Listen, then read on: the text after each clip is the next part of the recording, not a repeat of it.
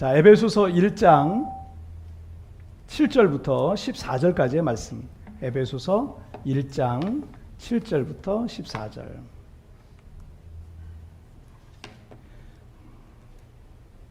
자, 에베소서 1장 7절부터 14절까지 한 절씩 교독할 때 제가 7절 말씀 먼저 봉독해 올리겠습니다. 우리는 그리스도 안에서 그의 은혜의 풍성함을 따라 그의 피로 말미암아 속량 곧 죄사함을 받았느니라. 이는 그가 모든 지혜와 총명을 우리에게 넘치게 하사 그 뜻의 비밀을 우리에게 알리신 것이요 그의 기뻐하심을 따라 그리스도 안에서 때가 찬 경륜을 위하여 예정하신 것이니 하늘에 있는 것이나 땅에 있는 것이다 다 그리스도 안에서 통일되게 하려 하십니다. 모든 일을 그의 뜻의 결정대로 일하시는 이의 계획을 따라 우리가 예정을 입어 그 안에서 기업이 되었으니 이는 우리가 그리스도 안에서 전부터 바라던 그의 영광이 찬송이 되게 하려 함이십니다. 그 안에서 너희도 진리의 말씀 곧 너희의 구원의 복음을 듣고 그 안에서 또한 믿어 약속의 성령으로 인치심을 받았으니 이는 우리 기업의 보증이 되사 그 얻으신 것을 속량하시고 그의 영광을 찬송하게 하려 하심이라. 아멘. 자, 오늘 말씀 제목 함께 읽겠습니다. 시작. 하나님의 패턴. 다시 한번 시작. 하나님의 패턴. 그 헐리우드 영화인 그 터미네이터라든지 에일리언이라든지 그리고 그 뭐예요? 타이타닉이라든지 아바타 뭐 이런 영화들은 전 세계적으로 아주 초대박을 터뜨린 아주 성공한 엄청난 영화들이고 뭐 이 중에 아바타라는 영화는 12년 전에 상영한 영화인데 이 아바타는 전 세계 흥행 1위의 기록을요 아직도 내주지 않고 있어요. 그러니까 그때 아바타가 전 세계 흥행 1위를 기록했는데 이 기록이 아직도 깨지지 않고 있는 그런 기록이라고 합니다. 그런데 이런 초대박 영화를 만든 사람이 누구냐면 제임스 카메런이라는 감독이에요. 제가 영화를 보다가 기립박수를 치고 싶었던 적이 딱 한 번 있었거든요. 딱 한 번 있었는데 그게 저희 12년, 13년 전에 이 영화 개봉됐을 때 제가 제 아들과 함께 어린 아들과 함께 이 아바타라는 영화를 보러 갔어요. 둘이 보러 갔는데 딱 보는데 중간에 막 박수를 치고 싶은 거예요. 영화가 너무너무 이 제임스 카메론 감독의 그 창의적이고 놀라운 상상력에 제가 감탄을 하면서 그 영화를 봤거든요. 이게 뭐죠? 이 중력이 이제 좀 다르니까 그 산이 말이죠. 그 섬처럼 하늘에 떠다니는데 그 섬 이름이 할렐루야 산 이래요. 그래가지고 제가 그거 보면서 야, 이 사람들의 이 창의적인 생각은 정말 대단하구나라는 걸 제가 그때 좀 느꼈어요. 근데 이 제임스 카메론 감독이 어린 시절에는요, 이 공상 소설에 푹 빠져서 지냈다고 그래요. 하이스쿨 시절에 학교에 이제 스쿨버스를 타고 다녔는데 가는데 1시간 오는데 1시간 걸려서 2시간을 버스를 타고 다녔었다 그래요. 그런데 이 버스를 타고 다니면서 매일 2시간 이상씩 그 차 안에서 책을 읽었답니다. 근데 그 책이 어떤 책이냐면 다 공상과학 그런 소설 있죠. 이런 걸 읽으면서 계속 다녔대요. 근데 나중에 정말 우주가 가고 싶은데 우주는 자신이 우주선을 타고 우주를 간다는 것은 현실적으로 좀 불가능할 것 같다라는 생각이 들더래요. 그런데 그러던 차에 우연한 기회에 바닷속의 그 해양 그 생태계를 소개해주는 프로그램을 이제 보게 됐는데 그걸 보면서 우주가 참 이게 신비한 곳인 것처럼 가장 닮아 있는 곳이 이 사람들이 닿지 않는 아주 심해, 아주 깊은 바닷속에 있는 것을 보니까 이게 참 그 우주와 같은 그런 신비함을 자신에게 주더랍니다. 그래서 이 제임스 카메론 감독이 그걸 보다가 이제 자신의 꿈을 해양 생물학자가 되는 게 꿈이 된 거예요. 그래서 15살 때 아버지를 졸라서 이 캐나다 분인데 캐나다는 아무래도 이 스쿠버라든지 뭐 이런 거 할 데가 없잖아요. 너무 추운 동네니까 그런 거 없어가지고 아버지한테 확 졸라가지고 그래서 이 스쿠버 다이빙 그 자격증도 땄대요. 그리고 고등학교 때 나중에 온 가족이 그냥 아예 그냥 따뜻한 언제든지 스쿠버를 할 수 있는 미국 캘리포니아로 이주를 하게 돼서 미국에서 살게 된 겁니다. 그리고 이 대학을 다니다가 소설을 써보고 싶어가지고 중간에 학교를 그만둬요. 학교를 그만두고 23살에 식당 웨이터를 하고 운전수를 막 하면서 막 이제 지내고 있었어요. 그러던 차에 아주 결정적인 어떤 사건이 한번 일어났는데 그게 뭐였냐면 다른 것도 아니고 그 시기에 이 제임스 카메론 감독이 대학생 그 20대 초반이잖아. 23살이니까. 그 시기에 스타워즈라는 영화가 이제 개봉을 한 거예요. 그래서 그 영화를 봤는데 여기에서 이 그 제임스 카메론 감독이 문화 충격을 받은 거, 컬처 쇼크를 받았답니다. 그래서 자기도 그런 영화를 만들어 보겠다는 꿈을 갖게 되고, 그리고는 그 23살 때부터 그냥 무작정 그 영화계에 이제 뛰어드는 거예요. 그리고는 이 호기심 많던 한 소년이 미래의 세계적인 영화 감독으로 변화됐던 거죠. 그래서 그가 만든 영화들 중에 크게 히트한 것들을 보면은 지금 좀 전에 제가 소개해드렸던 것처럼 이 어린 시절에 호기심을 갖고 있었던 게 뭐예요? SF 과학 뭐 이렇게 이런 그런 영화들이잖아요. 그런 영화들, 뭐 우주에 관계된 영화들, 뭐 이런 거라든지 또 물속이라든지 해저 뭐 이런 얘기라든지 이런 얘기들이 늘 호기심에 많던 그런 갖고 있었던 그 시절에 거기에 관심이 있었는데, 그래서 아주 크게 히트친 영화들을 보면은 뭐 터미네이터라든지 에일리언이 이제 그런 거가 관계된 거죠. 그 다음에 그 타이타닉 같은 경우 물과 관계, 해저와 타이타닉이 물에 가라앉아 가지고 그 물에 관계된 그런 내용이잖아요. 이 아바타 같은 경우도 그 SF지만 그런데 요번에 새로 이제 12월 달에 우리나라에서도 개봉을 한다 그러는데, 개봉될 때 이게 이제 물 속에서 하는 그런 이 아바타 시리즈라 그래요. 그래서 이런 것들이 다 이 감독이 어린 시절에 경험했고, 어린 시절에 거기에 관심을 가졌고, 그런 쪽에 이렇게 책을 읽고 했던 것들을 이제 나중에 감독에 대해서 그쪽으로만 계속 집중되어 있는 거예요. 이분은.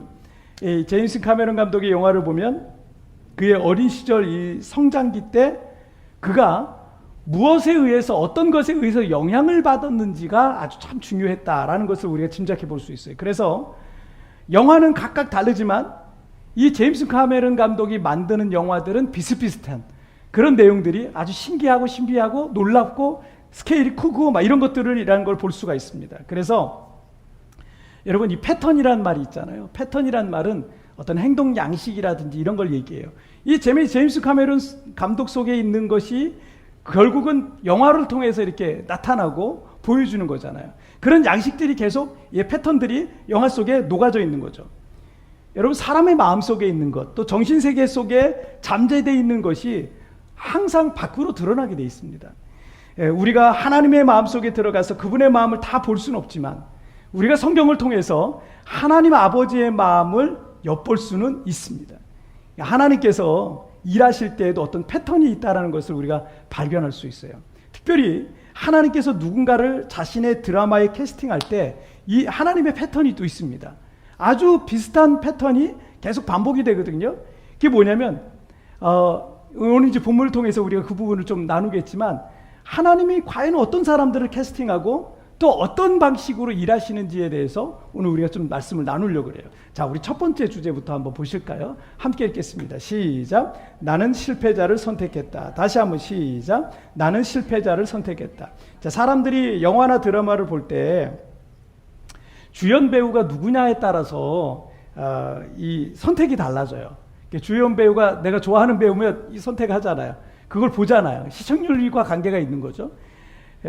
얼마 전에 그 전 세계적으로 히트한 한국 드라마 중에 이상한 변호사 우영우라는 변호사가 있어요. 이거 뭐 뉴스에도 많이 나오고 굉장히 히트친 그런 드라마인데, 그 드라마에 박은빈이라는 배우가 주연이에요.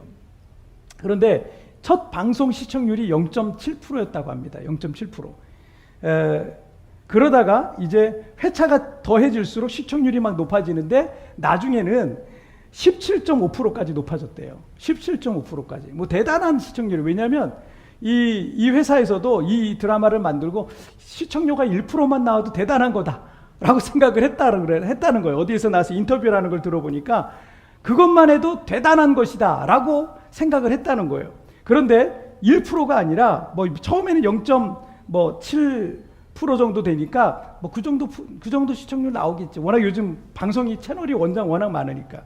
그리고 이 박은빈이라는 배우가 인지도는 있지만 저도 사실은 이름을 정확히 몰랐는데 요번에 정확히 알았어요. 요번에 정확히 알았는데 인지도는 있지만 그렇다고 완전 탑스타급은 아닌 거죠. 완전 탑스타급은 저도 이제 아는 사람이 정도 돼야 완전 탑스타급 정도가 되지 않나 이런 생각이 드는데, 뭐 어쨌든 사람들이 그런 어떤 이름들을 보고서요 드라마를 선택해요. 그래가지고 처음에는 이 드라마는 안 봤던 거죠. 그 정도까지는 아니었던 거죠. 그러다가 그 배우의 진가가 막 알려지고 연기를 너무 잘하고 뭐 이 배우가 너무 좋으니까 지금은 이 배우가 전 세계적으로 유명한 아주 한류 스타가 돼버렸어요. 전 세계에 이 드라마가 퍼졌기 때문에. 현실이 이렇다 보니까 많은 영화 제작자들이나 드라마 제작자들이 주연 배우를 섭외하는데 아주 큰 공을 들이고 많은 돈을 들인다 그래요. 왜냐하면 주연 배우가 누구냐에 따라서 사람들의 선택이 달라지는 거예요. 여기는 시청률과 아주 직결되는 문제가 있기 때문에 주연 배우를 선택을 아주 중요하게 생각하죠. 자, 이렇게 세상에서는요 예쁘고 멋지고 잘나고 능력 있는 사람들을 캐스팅하기 위해서 애를 씁니다. 그게 현실에 맞는 결정이기도 하고요. 하지만 성경을 통해서 볼 때 하나님의 캐스팅은 항상 달라요. 하나님의 캐스팅은 이 세상의 캐스팅과는 전혀 다른 캐스팅인 것을 우리 성경을 통해서 많이 발견합니다. 하나님은 성공한 사람, 능력 있는 사람, 똑똑한 사람, 잘난 사람, 부자와 능력 있는 사람을 찾으시는 게 아니라 세상에서 실패하고 더 이상 아무 소망도 없는 것 같은 그런 이들을 하나님은 캐스팅하는 경우가 많아요. 그래서 여러분 고린도전서 1장 27절에서 이렇게 말씀합니다. 그러나 하나님께서 세상에 미련한 것들을 택하사 지혜 있는 자들을 부끄럽게 하려 하시고 세상에 약한 것들을 택하사 강한 것들을 부끄럽게 하려 하시며. 자, 그리고 28절에서는 하나님께서 세상에 천한 것들과 멸시받은 것들과 없는 것들을 택하사 있는 것들을 패하려 하시나니라고 말씀하셨어요. 하나님께서는 미련한 자, 약한 자, 천한 자, 멸시받는 자를 선택하셨다라고 말씀하시고 있습니다. 세상 사람들은 능력 있는 사람, 실력 있는 사람의 능력에 도움을 받아야 되기 때문에 그 사람의 능력이 필요한 거예요. 사람들이 그 사람을 선택하는 거는요. 그렇기 때문에 그 사람들이 그런 사람들을 선택하는 겁니다. 하지만 하나님에게는요 이미 충분한 능력이 있기 때문에 연약한 인간의 도움이 전혀 필요 없으신 거예요. 인간의 능력이 아무리 있다 그래도 하나님께는 그게 전혀 도움이 되는 게 아니에요. 능력이 없는 자, 지혜가 없는 자가 있다면 하나님께서는 그에게 하늘의 능력과 지혜를 부어주셔서 그를 통해 일하시기 때문에 인간의 능력은 하나님이 선택의 기준이 전혀 될 수가 없다는 얘기죠. 자, 오늘 본문인 에베소서 1장 7절 말씀을 보실까요? 시작. 우리가 그리스도 안에서 그의 은혜의 풍성함을 따라 그의 피로 말미암아 구속 곧 죄사함을 받았으니. 자, 바울 사도는 에베소에 있는 성도들에게 우리가 그리스도 안에서 그의 피로 말미암아 구속 곧 죄사함을 받았다라고 말하고, 그리고 2장 2절에서는 이렇게 말씀하고 있어요. 그때 너희가 그 가운데서 행하여 이 세상 풍속을 쫓고 공중의 권세 잡은 자를 따랐으니 곧 지금 불순종의 아들들 가운데서 역사하는 영이라. 자, 우리가 성도가 되기 전에 어떤 사람이었냐면 이 세상의 풍속을 쫓는, 우리가 하나님의 부름을 받기 전에, 하나님의 선택을 받기 전에 우리는 이 세상 풍속을 쫓고 공중 권세를 잡은 마귀를 따르며 하나님께 불순종하면서 살았다라는 거예요. 자, 그리고 에베소서 2장 3절에서 뭐라고 말씀해요? 전에는 우리도 다 그 가운데서 우리 육체의 욕심을 따라 지내며 육체와 마음이 원하는 것을 하여 다른 이들과 같이 본질상 진노의 자녀이었더니 라고 말씀하고 있어요. 우리가 성도가 되기 전에 우리는 육체적인 욕심을 따라 죄의 본성에 따라 죄가 이끄는 대로 그렇게 범죄하면서 진노받아 마땅한 진노의 자녀였다라는 거죠. 우리 사회가 얼마나 엄격합니까? 여러분, 연예인들 중에 사회적으로 물의를 일으키거나 비난받을 만한 일을 저지른 사람들이 다시 방송으로 복귀하는 건 참 어렵습니다. 물론 물의를 일으켰기 때문에 사람들에게 그만큼 큰 실망감을 줬기 때문에 그에 마땅한 벌을 받는 것은 당연할 수 있습니다. 그런데 사람들은 자신들이 찾는 사람이면 무슨 수를 써서라도 그를 캐스팅하려고 해요. 근데 한번 자신의 마음에 상처를 준 사람에 대해서는 다시는 그를 자기 마음에 받아들이지 않으려고 한다는 거예요. 그런데 하나님께서는 이런 죄인들, 하나님께 여러 번 실망을 준, 하나님의 마음을 여러 번 아프게 한 그런 죄인들을, 그런 실패한 인생들을 선택하시고 부르시고 캐스팅하셨다는 거예요. 우리 교회 온라인 예배에 참여하고 계신 한 성도님께서는 가끔 저한테 이제 문자를 보내주셔서 기도해 달라 그러세요. 저는 그분의 이름도 모르고요, 얼굴도 몰라요. 그냥 제 카톡으로 그냥 문자를 보내시는 거예요. 이 성도님의 문자를 보면 지금 이분이 하나님을 얼마나 간절히 구하고 찾는지가 사실은 그 문자를 볼 때마다 느껴져요. 언젠가 저에게도 이런 문자를 보내셨어요. 저로 인해 아파하고 힘들었을 내 형제, 이웃 모든 분들께 용서를 구합니다. 제가 할 수 있는 최선을 다하여 하나하나 풀 수 있는 시간을 주시길 간절히 기도합니다. 아멘. 이런 내용이었어요. 아마도 이 무명의 성도님이 뭔가 큰 실수가 있었던 것 같아요. 자기가 원하든 또는 원치 않든 어떤 그런 일들이 생겨서 그로 인하여서 주변 사람들에게 어떤 피해가 발생한 것 같고, 이 성도님은 이제 다시 하나님 앞에 와서 신앙생활을 하려고 하니까 그런 것들이 마음에 너무 걸리는 거예요. 그래서 어떻게든 이 문제를 최선을 다해서 하나하나 그 문제를 풀어가기를 소망하면서 기도를 부탁하고 있는 거죠. 비록 지금은 사람들에게 비난받고 또 손가락질을 받는 사람이지만, 그리고 누군가의 마음을 아프게 한 죄인일 수 있지만 회개하고 그 문제를 정상적으로 돌려놓기를 소망하고 있는 것을 볼 수 있습니다. 그 문제가 해결되기 전까지 피해를 본 분들은 이분을 용서하기가 쉽지는 않을 것 같습니다. 그러나 하나님께서는 이 죄인을, 실패한 인생을 살아가고 있는 이분을 부르셔서 지금 은혜를 베풀고, 지금 이분에게 그 은혜를 계속 베풀고 계신 거예요. 그리고 그를 다시 회복시키셔서 새 사람으로 변화시키고 있는 것이라고 저는 그렇게 믿고 있습니다. 하나님께서 이렇게 실패한 자를 선택하시고 부르시는 이유가 있습니다. 자, 이것을 고린도전서 1장 29절에서 이렇게 말씀하고 있어요. 이는 아무 육체라도 하나님 앞에서 자랑하지 못하게 하려 하심이라.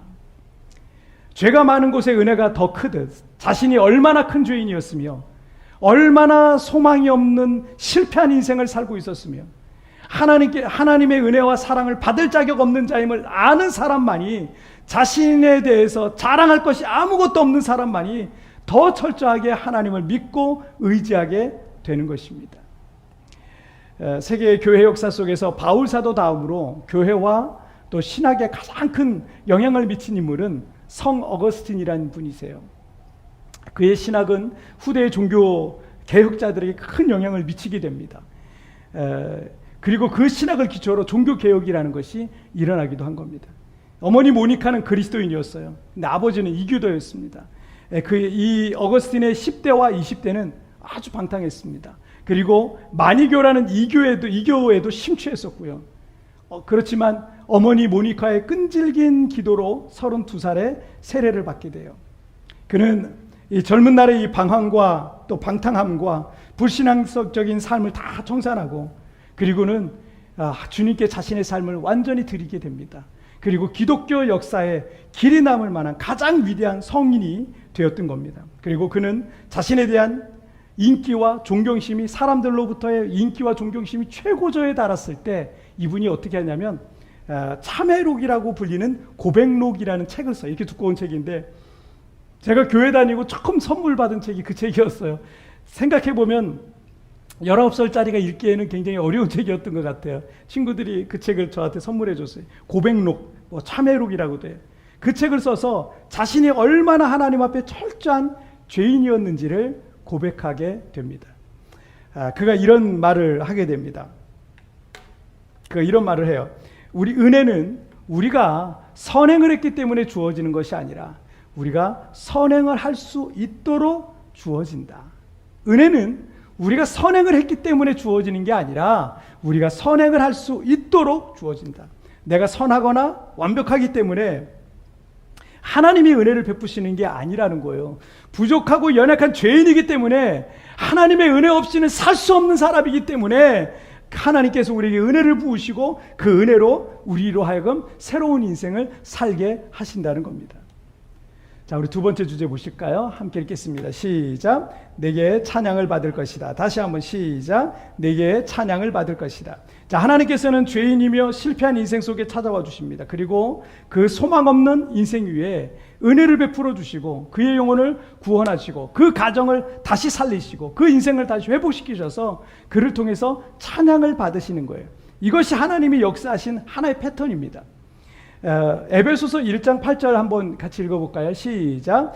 이는 그가 모든 지혜와 총명으로 우리에게 넘치게 하사. 자, 7절에서는 우리는 죄인이었잖아요. 그렇죠? 우리는 하나님 앞에 큰 벌을 받아야 되는 죄인이었습니다. 그 죄인을 불러서 8절에 보니까 모든 지혜와 총명으로 우리에게 넘치게 하셨다. 그리고 9절 말씀 보실까요? 시작. 그 뜻의 비밀을 우리에게 알리셨으니 곧 그 기쁘심을 따라 그리스도 안에서 때가 찬 경륜을 위하여 예정하신 것이래. 자, 분명 여러분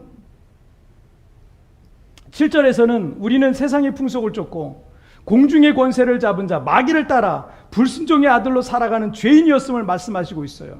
그런데 예수님의 보혈의 능력으로 우리는 죄사함을 받게 되었다는 거예요. 예수님의 보혈의 능력으로 우리가 죄사함을 받게 되었어요. 자, 그리고 11절 말씀을 쉬운 성경으로 한번 같이 읽어볼까요? 시작. 모든 것을 그의 뜻대로 이루시는 하나님께서는 오래전에 이미 우리를 하나님의 백성으로 예정해 놓으셨습니다. 자, 하나님께서 우리의 많은 죄를 용서하시고 예수 그리스도를 알고 믿을 수 있는 지혜와 총명을 주실 뿐만 아니라 하나님의 자녀와 백성이 되게 해 주셨다. 그 이유를 쉬운 성경 12절에서 이렇게 말씀하고 있어요. 다 같이 시작.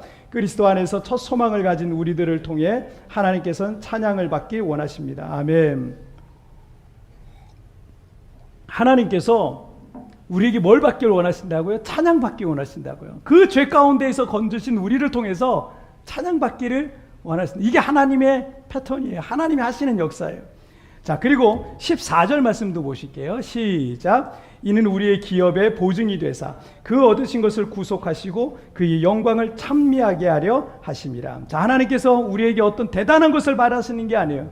하나님께서 베푸신 은혜를 기억하고 그것을 감사하고 그분께 찬양하는 거예요. 이 돈이 듭니까? 이게 뭐가 대단한 힘든 겁니까? 아니에요. 그냥 그 은혜를 기억하고 그분께 감사를 드리고 그분을 노래하는 거예요. 찬양하는. 이게 전부예요.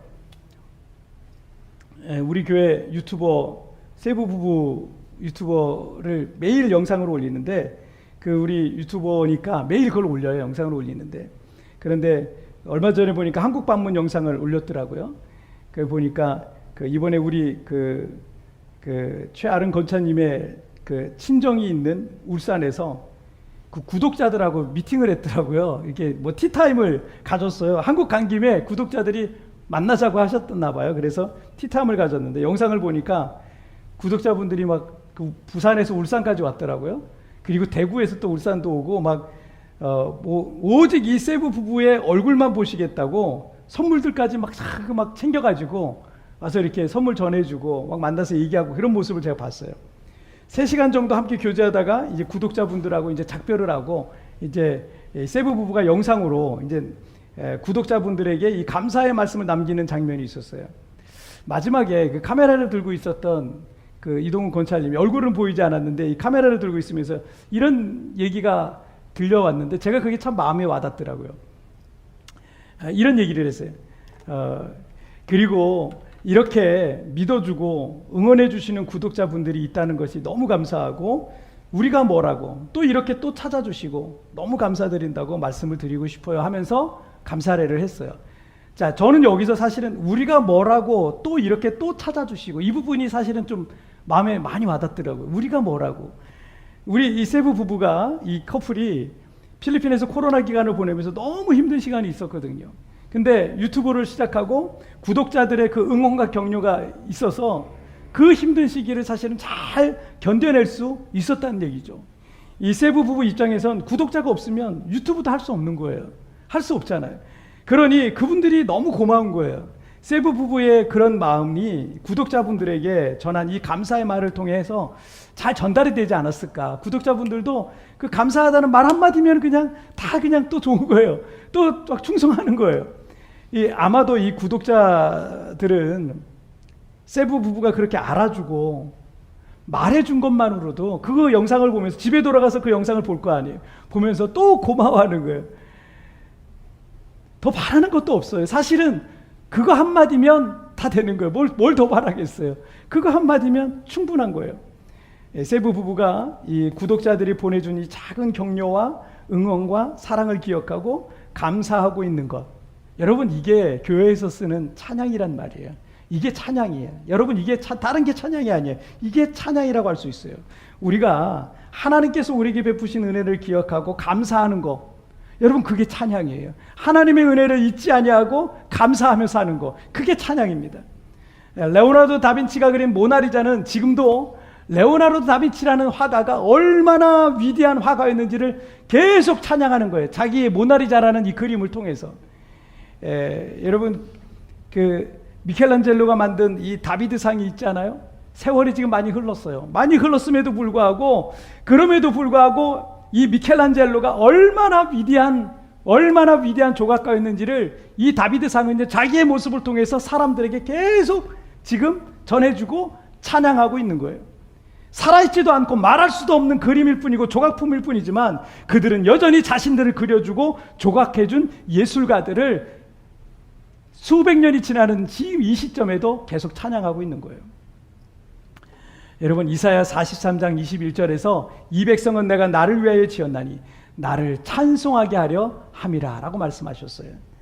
우리를 지으신 창조주 하나님, 나를 사랑하시고 구원하시고 죄를 사해 주시고 은혜를 베푸신 하나님을 여러분 찬양해야 될 것입니다. 여러분 아까 말씀드렸던 성 어거스틴이 이런 말을 했어요. 크리스천은 정수리부터 발끝까지 할렐루야로 채워져야 한다. 할렐루야로 꽉 차 있어야 된다는 거예요. 늘 입에서 찬송이 나와야 되는 거예요. 여러분 이게 신기한 일이요. 저는 지금도 가요를 잘 몰라요. 가요가 나쁘다는 얘기가 아니에요. 여러분 좋은 가요도 있고 건전한 가요도 많이 있어요. 그런데 제가 예수님을 믿고 예수님을 영접한 다음에 신기한 일이 벌어졌어요. 제가 그전에는 가요도 좀 많이 부르고 그랬을 거 아니에요. 예수님 모르니까. 그런데 신기하게 그 이후로 제가 가요를 안 부르고 있어요. 지금까지. 지금 30여 년 동안 지금 꽤 오랜 시간이 지났잖아요. 35년 이상이 됐잖아요. 근데 지금까지 제가 가요를 안 불러요. 이게 안 불러야지가 아니에요. 그냥 안 불러요. 그냥 찬양만 해요. 찬양만 해요. 모든 걸 찬양을 해요. 여러분 우리 안에 찬양으로 가득해야 된다라는 것을 어거스틴이 말하고 있는 거예요. 왜냐하면 우리를 지으신 분도 주님이시고요. 지금 우리가 이렇게 살아가고 있는 것도 주님의 은혜고, 우리의 죄를 사해 주시고 우리를 구원해 주시고 자녀 삼아 주시고 천국 백성 삼아 주신 것 등등 하나님의 은혜가 얼마나 많습니까? 저는 또 죽음의 고비도 몇 번 넘겼는데 제가 지금 이 나이까지 이렇게 살고 있는 것 자체가 저는 그게 순간순간 감사해요. 순간순간 감사해요. 다 하나님의 은혜예요. 요즘 이런 코로나로 이 세부에서도 사실은 몇 분이 연세 드신 몇 분이 돌아가셨는데 여러분 그런 일이 일어날 줄 어떻게 알았어요? 여러분 우리가 이렇게 살아가고 있는 것, 코로나를 걸렸었어도 그래도 또 생명 연장해 주신 것, 여러분 그런 것들이 얼마나 감사합니까? 여러분 그렇게 우리의 정수리부터 발끝까지 찬양으로 가득해야 되지 않겠습니까? 하나님께서 우리에게 베푸신 은혜 잊지 마세요. 그 은혜 기억하고 그리고 감사하고 그 하나님께 감사의 노래를 불러드리는 것, 이게 찬양입니다. 그것이 바로 하나님을 찬양하는 거예요. 여러분 그렇게 하나님을 찬양하며 사시길 바랍니다. 그리고 그 은혜를 날마다 감사하며 사시기를 주님의 이름으로 축복합니다. 자, 오늘 하나님의 패턴 우리 두 가지 읽겠습니다. 시작. 나는 실패자를 선택했다. 내게 찬양을 받을 것이다. 여러분 주님은